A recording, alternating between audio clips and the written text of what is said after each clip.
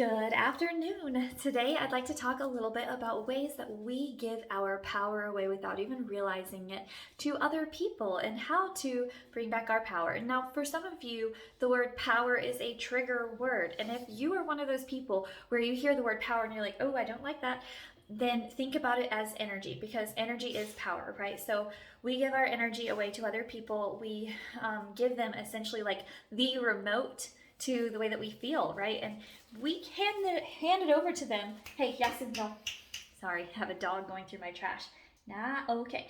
We hand over this remote to people on a regular basis. And so when we start becoming aware of what we're doing, then we're able to put up healthy boundaries so that that doesn't happen anymore. And then we have a much healthier relationship with that person.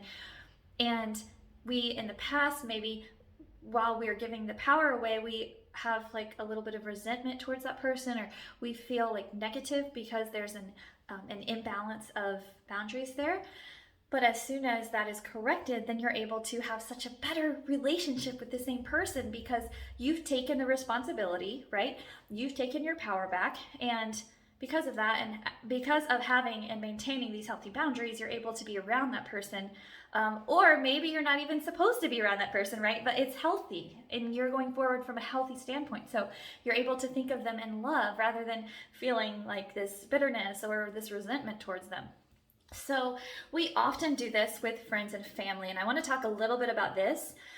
So often we have this image in our mind about the role, the perfect quote unquote role that a mother should fill, that a father should fill, that a husband should fill, that a brother should fill. These different roles, and based off of where you live and who you are as a person and what you feel like you need, you have these beliefs that have created your belief about this person in your life and what they need to give to you. And sometimes it's unrealistic. Sometimes that thing that this person is supposed to give to you in your mind, that they don't even have the capacity to be able to give that to you in real life, right? And so there's this energy every time you're around them, you feel bad because you're just like, oh, they're not going to be able to do it. And so it's almost like you're taking this energy of failure, like that this relationship is not going anywhere with you when you're interacting with them, because you're expecting them to fill a role that they physically can't fill because they don't have the capacity to fill.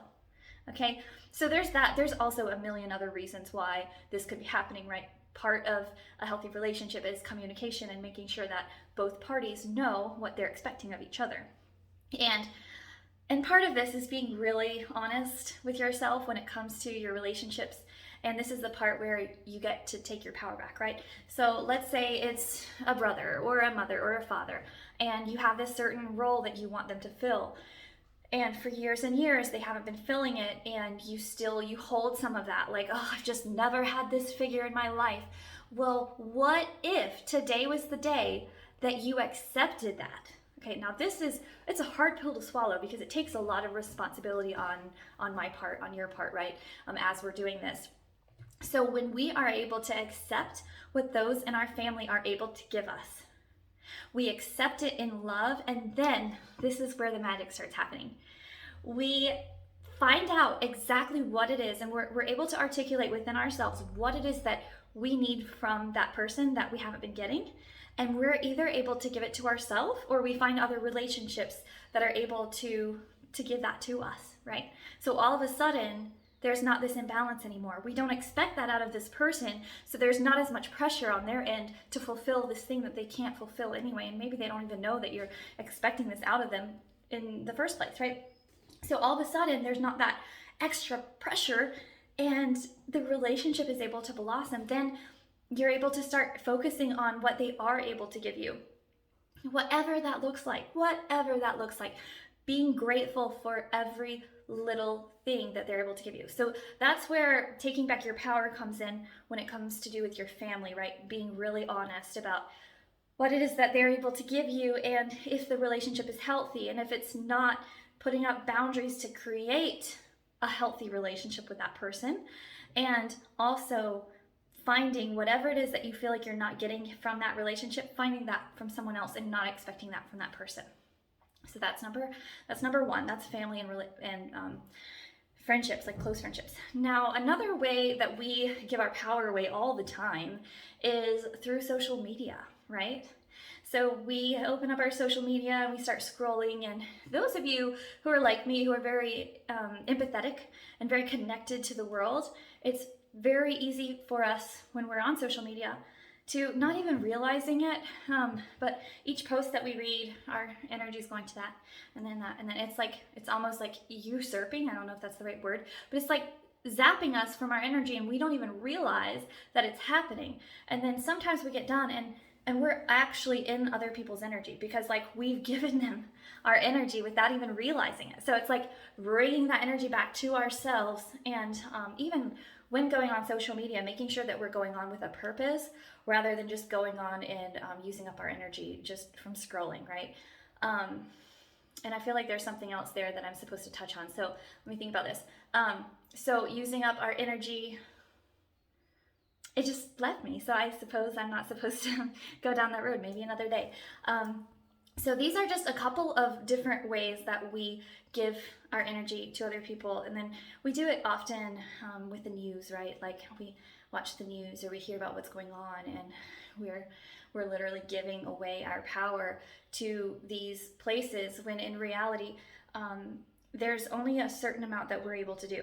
And it's important for us to be aware of our place, of where we are called to help the world. And that may look like your little area where you live, like, and being diligent about filling your place where you're at and doing what you can there, and then creating healthy boundaries so that you're not giving away your extra power, the power that you could be using, the energy that you could be using with helping the people in your community, right? Because if you're watching the news and you're getting so upset and drained because you're empathic and you're watching and you're just like, you're seeing everything going on and you're like, but there's nothing I can do. Like, what does that do for you? It's debilitating, right? And so it's important for you to have healthy boundaries here, where you are saying, I'm taking back my power. I'm going to commit to doing these things. And, you know, if watching the news doesn't do that for you, like you're able to watch it and stay in your own energy, then wonderful. But if not, it's really important for you to create these boundaries so that you, again, have more power to use on the places of service that you are being called to serve. So this is another way.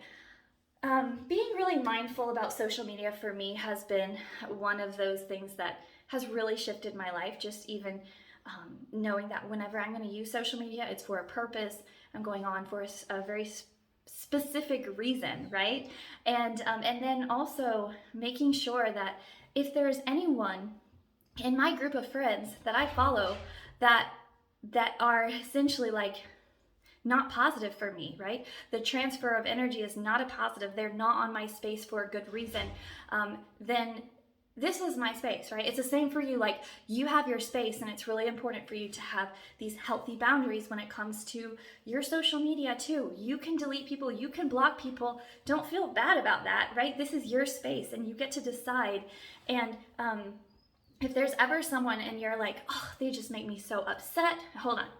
They don't make you upset. You're giving them power. You're giving them your remote control, right? And so anytime you say anything that sounds like that, like this person makes me XYZ, that is a red flag for you. As soon as you hear yourself say that or think that, look at that relationship and see how you've given them the power.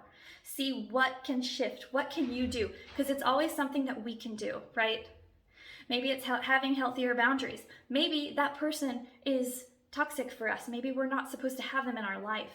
And by having them in our life, we have given them the power. And maybe it's not about that. Maybe it's simply about understanding that that person is going through something really hard right now. And so it's important for us to be aware of that and to be able to have compassion when we're with them and understand that they are reflecting.